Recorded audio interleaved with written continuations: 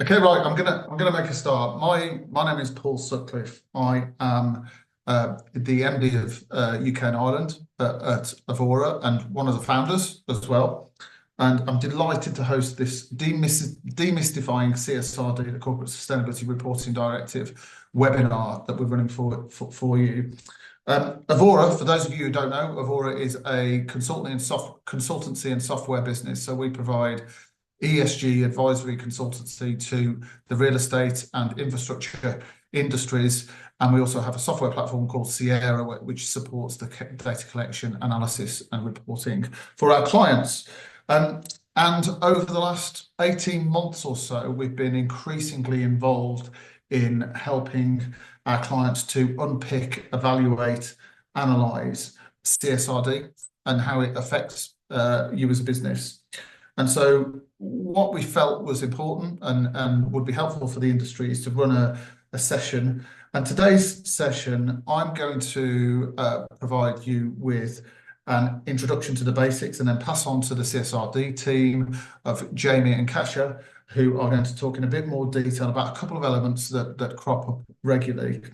And we'll cover, for example, impacts, risks and opportunity. We'll look at minimum disclosure requirements. We'll talk about the phasing of CSRD and what that means in practical terms, and then talk about data collection and reporting.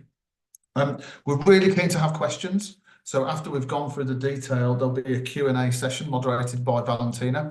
And there is the opportunity for you to add questions as you go through using the Q&A function as we go through using the Q&A function on the Zoom panel. So please do add those questions and we'll answer as many questions as we possibly can. So that's the plan for the session. I'd like to introduce the team to you. So we have today.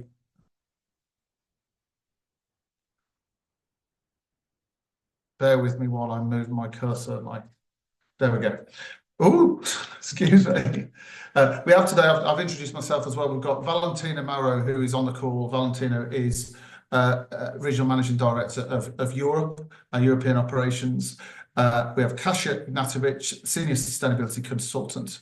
Kasia has worked with EVORA for a number of years now and is a member of the CSRD team, is actively working to support clients to disclose CSRD, as is Jamie Anderson, Sustainability Consultant, helping our clients with not just CSRD, but also SFDR, other disclosures like EPRA and INREV reporting, and one of Jamie's specialties is how the different systems connect and interact to one another.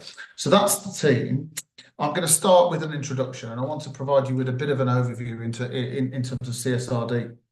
And CSRD was introduced in January, the 5th of January 2023, and it's entered into force following on from and building on NFRD, lots of acronyms, lots of abbreviations, the non-financial reporting directive. So it built on and strengthened disclosure requirements around sustainability from that framework, from NFRD.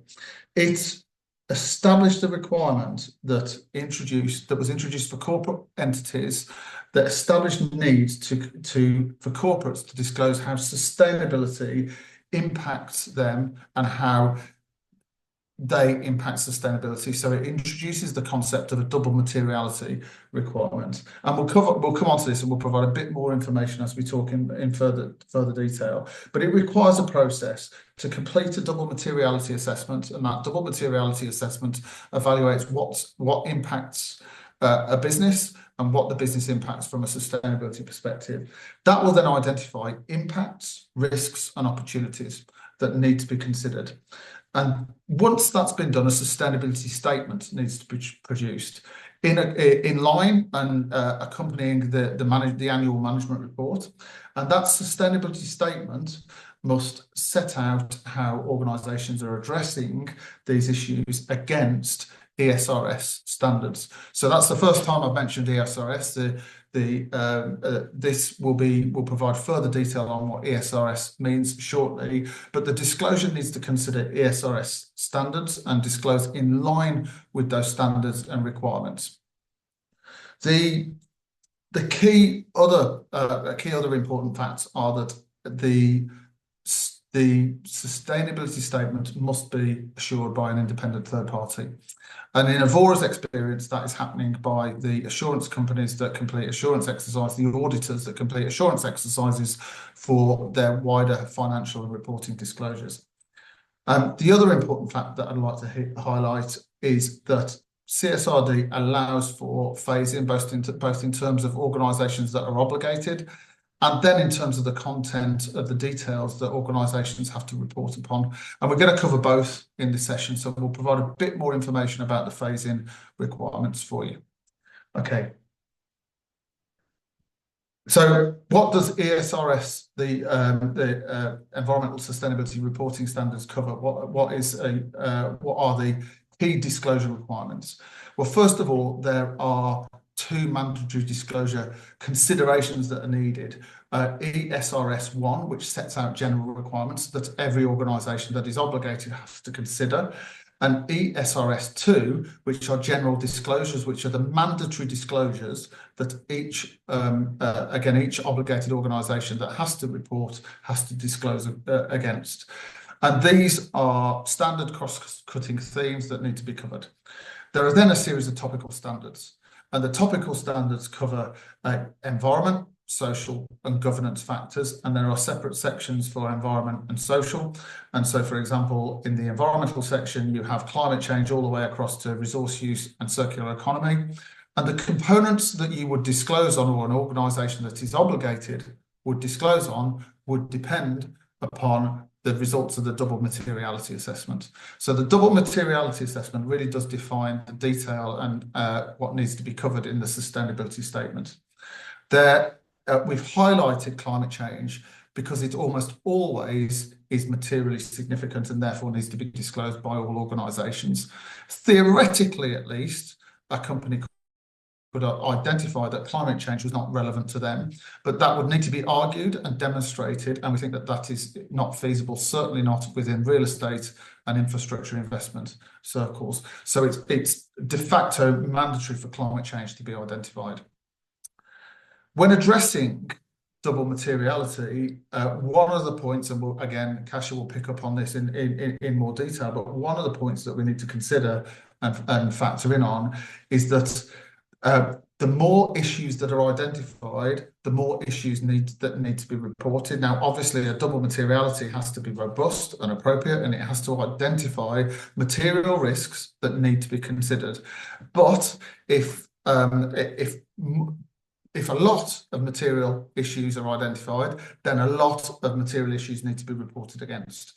So the more you include in your double materiality, the longer and more complex the report is going to be. So our point and one of our core recommendations is really focusing on double materiality.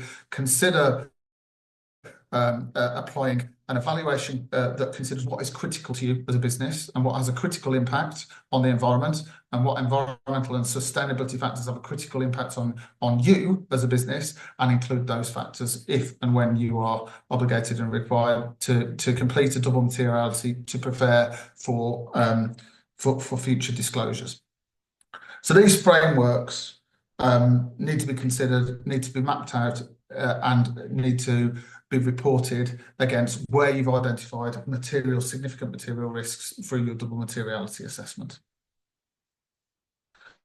The reporting obligations will be phased in, and the first reporting is happening now, and this is what we are seeing. So we're supporting a number of our clients to complete CSRD disclosures, and it's the organisations that are already obligated under the previous NFRD requirements. So they include large listed firms, 500 plus employees, and publicly listed interest entities, so banks and insurance companies. So there's quite a lot of disclosure that's already happening. That first disclosure trigger was introduced was January 2025, but that importantly is based on FY24 data, so financial year 24 data, and the reporting for CSRD will be disclosed from a timescale perspective in line with financial disclosure years as well. Okay, from 2026, large EU companies that previously were not necessarily obligated under NFRD will be captured. So organisations that have two of the following will need to consider disclosure. So 250 plus workers, a turnover of 50 million euros plus net, or 25 million plus of assets under management. And so that shows that it's two of those factors. So to trigger for a disclosure requirement in 2026, you need to organisations that meet two of those requirements will be obligated. In 2027, so the following year, it reduces further. So organisations with a maximum of 250 employees and a turnover of 40 million per year, or a balance sheet of 20 million. Again, the rule of two or more of those three factors will be obligated. So max 250 employees, maximum turnover of 40 million per year, euros, and maximum balance sheet of 20 million assets under management. So if you have two or more of those factors, then by 2027, as an organisation, you'll be obligated. And finally, in 2028 and 2029, based on FY27, large non-EU based companies with 150 million net turnover in the EU will be captured by the scheme. So it doesn't just affect European-based organisations. So the stretch and the growth of CSRD will increase, increasing coverage from the previous reporting requirements of NFRD. One thing to highlight is that there was in November 2024, the EC president announced plans to amend and adjust CSRD and regulation in general, and ESG regulation in Europe in general, through a leaked document. It was a leaked document, and this focused on a reduction in red tape and a simplification of how the disclosure mechanisms could work. So from EVORA's perspective, whilst generally we support this principle, it is, as you'll see as we go through, there is a degree of complexity in the ways that CSRD disclosure works. We support the simplification process, but there is increasingly a worry that simplification will lead to dilution of disclosure and obligation. And we need to, as an industry, we know that we need to move things forward. So there has to be a balance between these two factors. If you hear the term omnibus, this is where this simplification communication has come from, or is labelled as. And all EVORA and anyone indeed can recommend at this stage is to consider the requirements and regulations as they are set out and obligated right now. So any disclosure or any organisation that will need to consider disclosure now and over next year must focus on regulations that are documented at this moment in time. Okay. So when planning for CSRD disclosure, we're often asked how quickly, how long does it take me to produce? How much effort should I put into? When do I need to start? And the simple answer is as soon as possible. There are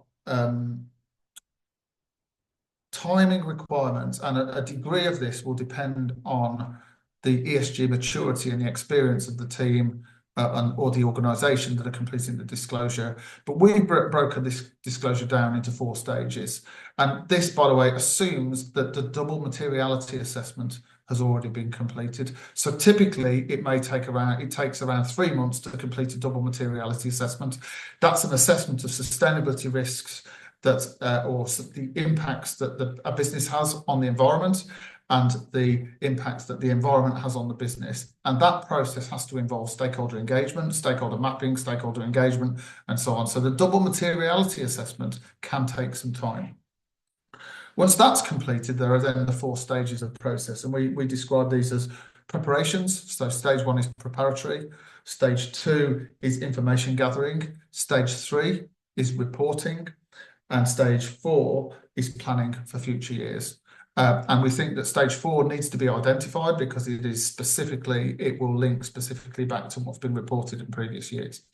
So each of these can take a period of time, and what we've shown here are guidelines in terms of the length of time that it can take. So it can be around 3 months for each phase.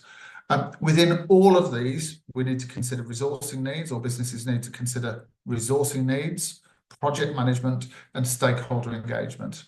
But more specifically, for stage 1, which looks at the preparations, one of the factors that you will be required to do when you're disclosing against CSRD material risks is to set out what policies you have. So pulling together and making sure that you have policies in place. So for example, if you've identified climate change as a risk, do you have a policy that specifically addresses climate? There will be a need to consider impacts, risks, and opportunities, and working out how you're going to respond to the risks that have been identified through the double materiality, and that has to involve we strongly recommend that this involves the entire organisation, where we're pulling in expertise from different parts of the business rather than sitting within a sustainability professionals or a team or an outsourced consultancy firm's purview area of responsibility. Pulling in others and engaging to understand the responsibilities is really important. Once that's been done, there then needs to be delegation of authority, so communication of responsibilities in terms of who discloses, and then a scoping exercise to identify exactly how that's going to happen, followed by selection of an assurance partner. So who's going to do the assurance exercise and who's going to assure the CSRD statement? That then needs to evolve into the collection of data, which will obviously follow through naturally. So once you're carrying out, for example, the workshops and you're collecting the information that's needed, that will feed into document and evidence collection. And obviously, from an impact perspective, for real estate businesses, we need to understand energy use, carbon use, water use, for example, typical significant risks. So collecting that information, collecting the classic information, the utility data collection needs to happen. And oftentimes it needs to happen fairly quickly. So the first organisations that we're supporting with to go through the CSRD disclosure this year are reporting based on a 2024 calendar year basis, and the reports need to go out in March or April of this year. So preparation time is short. So planning for collection in a way that meets the ESRS requirements is really important. Then there's building the report, producing the report, documenting the data in the ESRS tables, consolidating with the annual report, completing the assurance, and basic steps that can't be forgotten, like graphic design, that need to be completed. So all these stages need to be produced. And then finally, once that's been done, once the report has been released, then there is the process of looking at what you've committed. So in your sustainability report, in your CSRD report, you will have disclosed commitments, you will have disclosed progress, you'll make commitments to report in future. There may be the case where you've identified a material risk and there are gaps in addressing that risk. It is okay to report that you are progressing actions. You don't have to disclose that you're managing all of the risks immediately, but it's important that you disclose plans. So if those plans have been communicated, then a gap analysis to identify all the plans that need to be progressed and actioned will be important immediately after, if not during the process of completing the CSRD disclosure.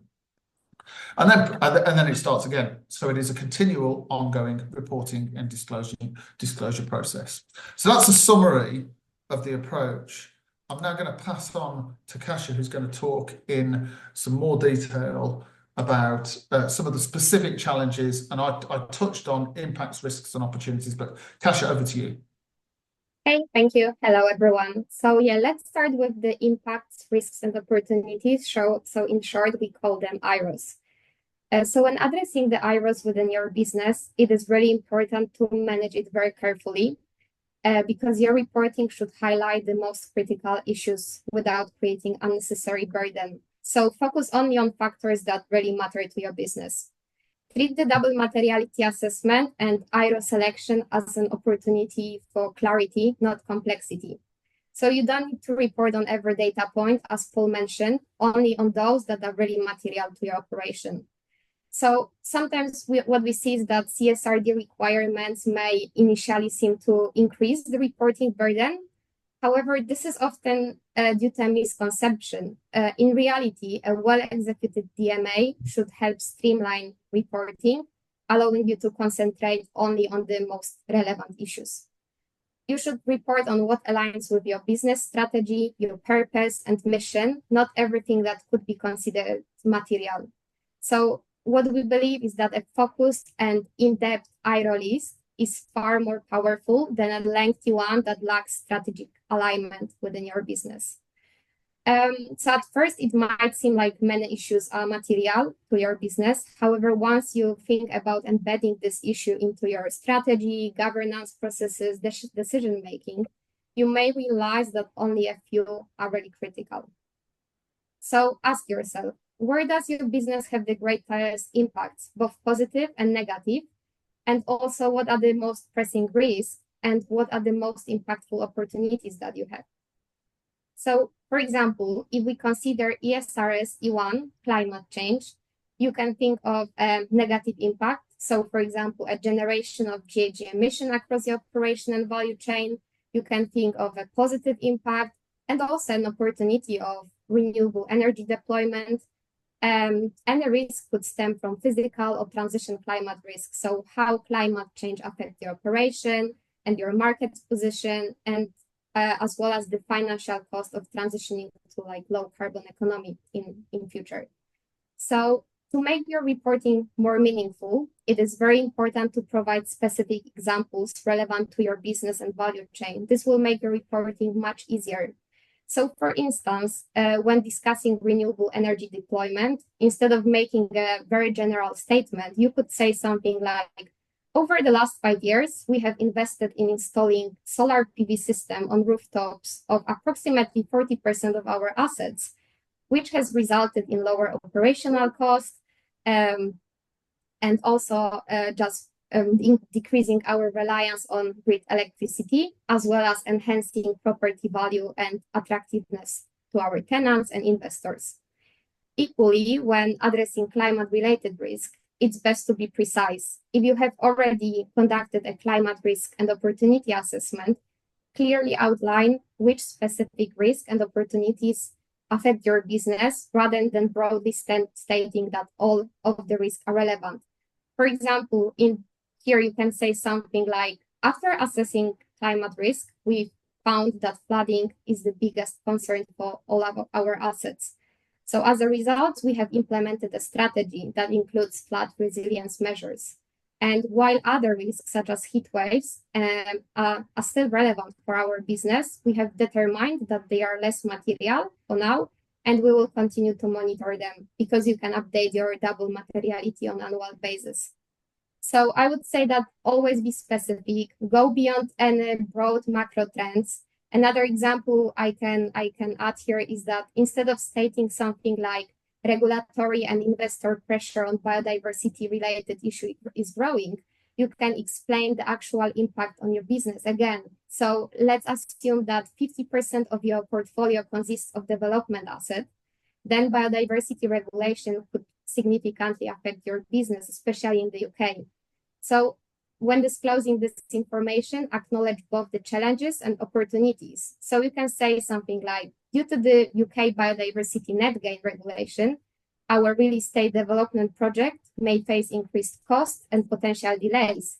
However, this also presents opportunities for enhancing local habitats and improving our reputation. So I would say always be selective, avoid including excessive or irrelevant IROs that add unnecessary complexity. We've seen a lot of cases where too many IROs have been identified, increasing the reporting burden without adding any real value to your business and your value chain. Additionally, I would say that avoid classifying any future initiatives or planned mitigation measure as current positive impacts. If your business has set targets or developed plans, these indicate areas where positive impacts are yet to be realized or where negative impacts still exist. And finally, something that Paul has already touched on, remember that in most cases, climate change, so ESRS E1, is always going to be material for your business. So be careful with selection of your IROs. And now I will pass on to Jamie. Thank you. Thank you, Kasia. So I'm going to talk a little bit about the MDRs, or the minimum disclosure requirements, which is a topic we get quite a few questions on. When reading the standards, you might have noticed references to MDRs and some of the data points, and you'll find that the MDRs are referenced throughout the standard in a range of the topics. So what actually are the MDRs? Well, the MDRs are set out in the ESRS 2, and they basically set out a specific framework that you need to follow when describing your reporting entities, policies, targets, metrics, and actions, and how to report on those specific data points. And this framework has been put in place to promote consistency between reporting years and between reporting entities, and also to promote comparability. So whenever you hear the words policies, targets, metrics, or actions referenced in the data points, that should set off an alarm bell, and you have to be thinking, how do I align this data point with the minimum disclosure requirements? So, for example, if we take E12 as part of the climate change topic, E12 relates to policies related to climate change, so they're MDRs. We can now look at the requirements in a little bit more detail. So for policies, you'll need to provide information on the scope and contents of the policies you have in place, specifically in relation to addressing material IROs. And you'll also be expected to provide information on the most senior decision maker who's accountable for the implementation of the policy, whether the policy has been designed to take into account industry standards or initiatives, whether you've engaged stakeholders in the creation of that policy, and then finally, how you communicate that policy to those stakeholders that are impacted by it. So, for example, your employees or your value chain. Reporting entities that have set targets should also disclose how those targets have been set. And most importantly, perhaps, is the reporting of progress against those targets, both in the applicable reporting years and against any baseline years. If you have set any interim targets or milestones, you'd also be expected to report against those. And in future iterations, reporting entities would also be expected to report progress across sort of larger time periods, such as over 5-year intervals, to really demonstrate progress made across longer periods of time.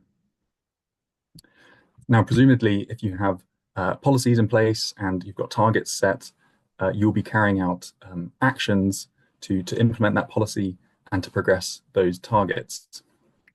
So MDR-A is framed around the disclosure of the actions that a company is taking to address those material IROs, and specifically the progress of those actions. So whether they are a one-off action or whether they're part of a sort of a larger program, whether they've been completed or whether they're still ongoing or if they're planned in the future.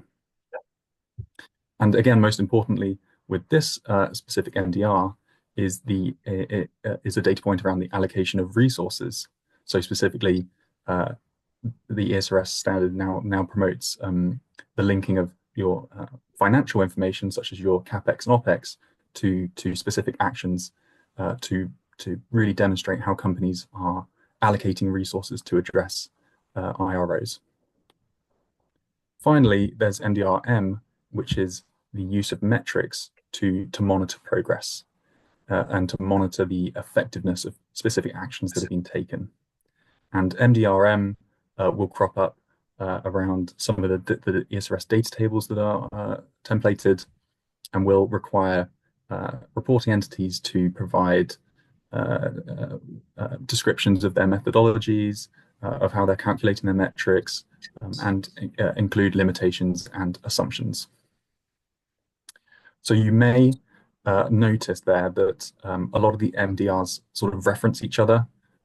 So you might have policies that prescribe targets, and those targets then prompt actions, and those actions are monitored by metrics. So really there's a logic in MDRs and how they interplay to create a sort of narrative that's very clear what a company is sort of aims to do via its policies, how it actually goes about doing them, and is achieving progress. So you get a sort of very comprehensive, holistic view of reporting entities' actions. This can make them quite hard to untangle, but there is a sort of logic to them. Now, an additional consideration you have to make when you're trying to disclose against the MDRs is what if you don't have a policy in place to address an IRO, or that you don't have the target in place? Well, the MDR sets out requirements for this too, and you'd be expected to provide information on how you intend to remedy that. So if you don't have a policy that addresses renewable energy, for example, when do you intend to have that policy in place? And what would the scope of the policy sort of look like? So I think now I'm going to hand back to Kasia, who's going to talk to us a little bit about the phase-in and voluntary requirements. Thank you, Jamie. So now, I will be talking about how should we approach phase-in allowances and any voluntary reporting requirements. So I would say that use the phase-in option very strategically to ease your reporting burden. If you are not ready to disclose certain information on material topics, use this time to develop or enhance your strategies, policies, and data collection processes. Always remember that CSRD compliance isn't just about ticking boxes. It should be a catalyst for positive change. So as we all know, sustainability is about long-term value creation, not just regulatory fulfillment. So be transparent. If you are not ready to disclose information, acknowledge it openly and outline your plan to address the gap. So I know that sometimes it might be quite tempting to create a policy or set long-term targets to partially meet CSRD requirement. However, true value comes from embedding sustainability into real business decisions. So rather than rushing to disclose incomplete data, consider how you can use the phase-in period to strengthen your sustainability strategy. So you can use this time to collect comprehensive data for precise reporting, refine your targets to ensure they are realistic, and align sustainability efforts with broader business goals. And for example, if you have any gaps in the mandatory data point, such as you might currently lack a transition plan under E1 climate change, you can use a specific data point to indicate when you plan to develop one, rather than reporting an incomplete or misleading plan. And in terms of the voluntary disclosures, they always encourage best practices and allow you to shape your narrative. So if you're ahead of regulation or a certain point is very important to your business, use this as a competitive advantage to demonstrate leadership in sustainability. However, if you are not yet ready, you are not required to disclose information if the relevant data is not available. So a key takeaway here is transparency is key. If there are gaps in your reporting, it's always better to be upfront than risk misleading any stakeholders. Acknowledging where you are still gathering data demonstrates accountability and commitment to progress further. So now on to Jamie. Okay. So one of the key challenges of CSRD is just the sheer scale of it. So as well as being broad in its scope, it also encourages depth and granularity to reporting that is kind of incomparable to other standards.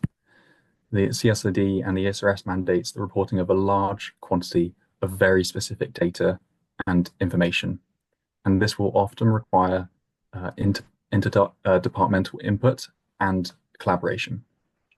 So for example, you'll require data from human resources, for example, on training, demographics, details on remuneration, employee engagement, targets that have been set for employees, but you'll also need to engage and get information from your development and construction teams, your deal teams, finance teams, procurement teams, asset management. So really it's going to be a company-wide effort. And this is really important because the claims that you make in your CSRD report must be substantiated. They have to be empirical. So it's paramount that that information included is accurate and complete to the best of your ability. So all of this is to say you will require strong project management skills and processes in order to complete what is essentially a feat of logistics. And you'll need to centralize this massive information, both qualitative and quantitative, and interpret it and turn it into the report form without missing data points or without misrepresenting anything.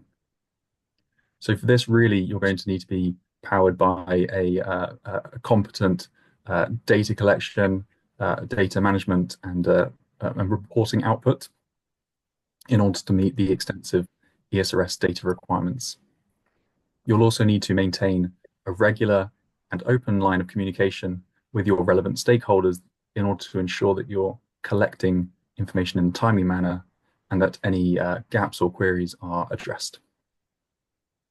Now, the ESRS does include a caveat here to help avoid undue burden and repetition within your report.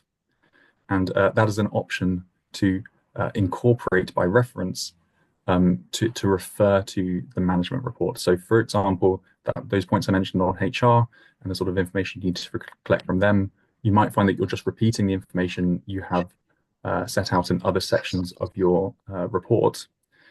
So this can be referred to using this incorporate by reference option, but this has to be very clearly communicated so that you're not sort of excluding valuable information. So some steps that you need to take before tackling your CSRD report is to identify your key stakeholders that you need to engage and to communicate value to them to secure that stakeholder buy-in. You need to create a plan, including any timelines and deadlines, and consolidate any feedback you receive from stakeholders to ensure that all points are addressed. And probably the most important point here is making sure that you have an assurance provider in place and that you're incorporating their feedback, because their feedback is going to be fundamental to completing this process. Now, I just want to draw attention to some of the information that you would be expected to disclose on. At a fairly high level, I won't go into specific data points, but if we look at this table on the right, this includes some of the topics for E1 on climate change. And you'll note in the third column, the data type column, that many of the data requirements are quite varied and different. So some of them are more qualitative, requiring sort of descriptions or narrative on process and systems, and others are going to be more quantitative, and this might be ESRS data tables, as I mentioned, that are templated by the ESRS, and some might be embedded quantitative, so figures or data points such as monetary values or consumption figures, for example. And I also want, whilst you're reading that table, to note the language on policies, actions, and targets in E12, E13, and E14. To tie this back in with the MDRs, those are all topics where you have to be thinking, how do I align this to the MDRs? So in E1, you'll have to disclose information on the use of decarbonization levers, your adaptation solutions, and how resources are allocated to and enable the achievement of your climate ambitions. So E15 and E16 are almost entirely quantitative, requiring companies to disclose their energy consumption at a very granular level, including things like their use of coal, use of energy from nuclear sources, and their renewable energy. And they'll also have to provide carbon data which will be aligned to the ESRS data table template.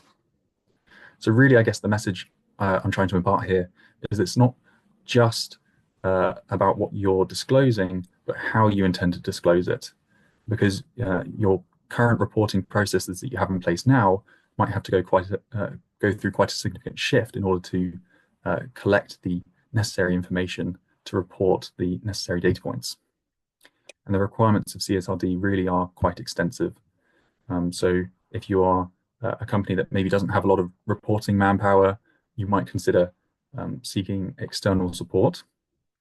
And even then, we work with quite a few companies on their CSRD that do have sort of larger reporting teams, and they require sort of our support in unpicking and interpreting the ESRS data points for them. So really think about how you're going to get that information, how you're going to manage it, and how you're going to present it in the actual report proper. I think that brings us to a close. So I'll hand back over to Paul and Valentina, I think, for the Q&A. Thank you, Jamie. Conscious of time, I will ask you a question, and for the one that we are not able to address, of course, feel free to reach out. We'll be happy to provide more details. So the first question, there are two related questions around materiality assessment. So the very first one is around if a company has already undertaken a materiality assessment in the last year, would you consider this exercise needs to be repeated to take the CSRD reporting in the first year? And the related question is on the double materiality assessment. When is the latest I should start working on a DMA if I need to report in 2026? Kasia, would you be able to shed some light on this, please? Yeah. So going back to your second question, I would say that if your report is due next year, then ideally you have already started working on your DMA process. If not, start as soon as possible, because as we have explained, it's a very comprehensive process. Allow yourself some time to do it properly, so then your reporting is not that complex. And going back to your first question, I would say if you have already performed your double materiality assessment, then the assessment is fine for next year reporting. You can always review it just to make sure that you only account for the most critical aspects. But if you feel that you have covered everything, then you can use this for your next report. I think I'd like to just add to that point that absolutely use it, but also use the opportunity to evaluate based on what you've heard here and also other guidance. And as Kasia says, can it be simplified? And also there's a requirement within the DMA to make sure it aligns with your value chain. And so there may be just the simple need of reviewing against the requirements of DMAs within CSRD to make sure that everything is covered. So we wouldn't, if it's already been done, we'd never recommend redoing it, but we would definitely recommend a quick review to make sure it meets the requirements and it's appropriate. Thank you. Thank you. The next question is around whether there is a simple way to test the CSRD readiness. Paul, do you want to take this one?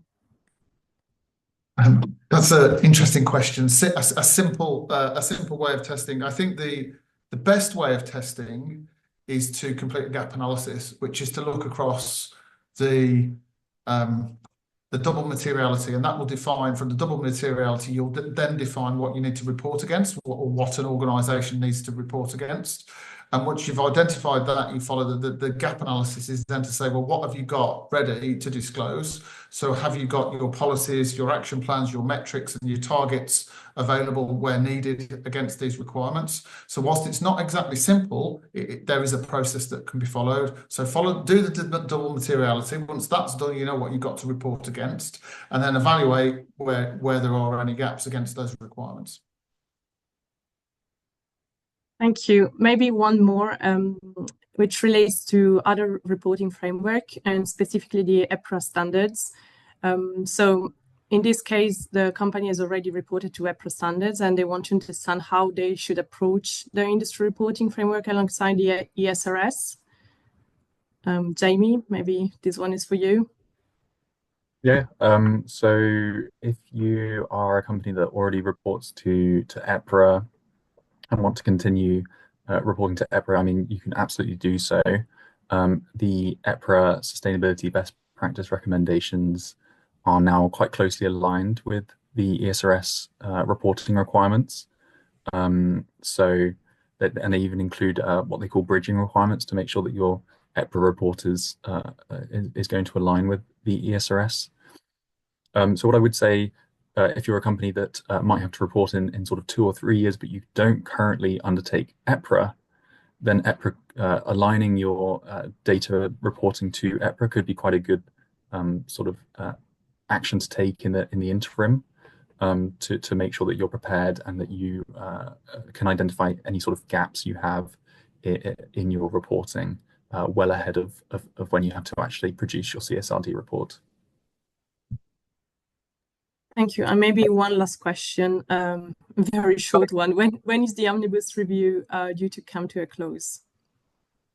They did say they would announce on the 26th, which would be the Wednesday, but I think the opinion is this might be delayed because of the leaks. I'm not sure if they'll postpone. I think the answer is we don't. From the leaks, we expect more information to be out on Wednesday. If it's not released, then it will be delayed further, and we don't know at this stage. I did want to add just one point to the previous question on EPRA, because I think it's important, and that's that you can absolutely continue to report EPRA, but you can't use the ESRS tables to meet the EPRA tables. You still have to produce the EPRA tables as well, which is an important point to highlight. Thank you, Paul. Conscious of time, we might need to close the webinar now. So over to you for the conclusion. Well, first of all, thank you everyone for listening. It's I think the point of the session was to highlight, to give an introduction to CSRD, and then pick into some of the detailed topics from IROs to data points to data collection and so on. What we see is that CSRD is growing momentum. There are significantly more organisations over the next 4 or 5 years that will be obligated to report to CSRD than are currently obligated under the previous iterations of regulations, the NFRD disclosure requirements. But it's also interesting that the language, the terminology, and the approaches to data collection and reporting are starting to permeate through the industry and are being considered by other organisations that aren't necessarily directly obligated. And so things like completing double materiality assessments, understanding double material risks, and mapping those against ESRS data points are aspects that we've seen being taken up, in part at least, by organisations that are not directly obligated, as a way of completing a gap analysis to review their existing policies and strategies to make sure that they're addressing the right risks and opportunities. So I do think that CSRD is a game changer. It's changing the way that reporting's happened. It's certainly focused the attention, and the word that Jamie used was empirical, provide evidence. We, as an industry, and any organisation that's obligated has to disclose and disclose accurately. That's the most important factor. So yeah, it will be interesting to see how it pans out, and we'll be at EVORA, we'll be heavily involved in consultations, in discussions, in engagements, both with regulators and with the industry going forward. So thank you very much for listening. Please do reach out if you require further information. Thank you.